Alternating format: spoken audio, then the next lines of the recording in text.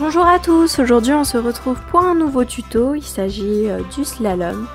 Donc vous allez avoir plusieurs étapes pour réussir ce trick, surtout ne vous pressez pas.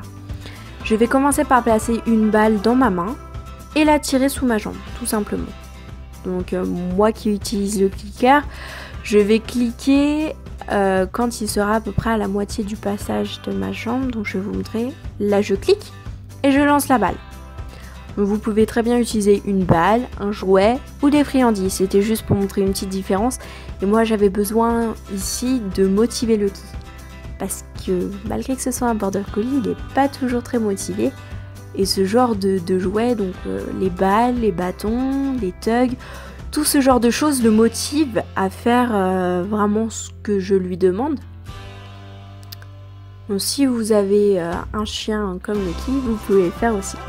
Donc répétez cette étape plusieurs fois pour que ça devienne un automatisme et faites autant par la jambe gauche que par la jambe droite, mais toujours un seul pas pour le moment jusqu'à temps que ce passage est, je dirais, assimilé. Donc je vais juste vous remontrer à quel moment il faut utiliser le clicker parce que je sais que je détaille pas très bien l'utilisation du clicker. Je vais vous montrer, je vais vous dire exactement où cliquer. Donc là j'utilise par contre 2 balles parce que la première étape a été acquise. Donc j'utilise 2 balles pour faire passer mon chien sous la jambe gauche et sous la jambe droite. Donc comme pour la première étape, je vais cliquer cette fois-ci à la deuxième sortie, donc ici, puis lancer la balle ou lui donner sa friandise. Donc surtout prendre son temps sur les étapes et je commence seulement par 2 pas. Donc il passe une fois sous la jambe gauche, une fois sous la jambe droite. C'est vous qui décidez l'ordre des jambes, rien n'est imposable. Si vous voulez, vous pouvez le changer à chaque fois. Si vous voulez, vous pouvez toujours commencer par l'entrée d'une jambe ou de l'autre. C'est vous qui décidez.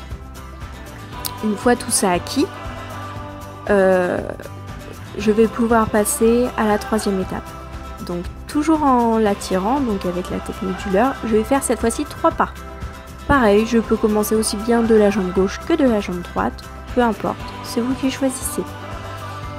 Je vais aussi pouvoir instaurer un code vocal si je le souhaite.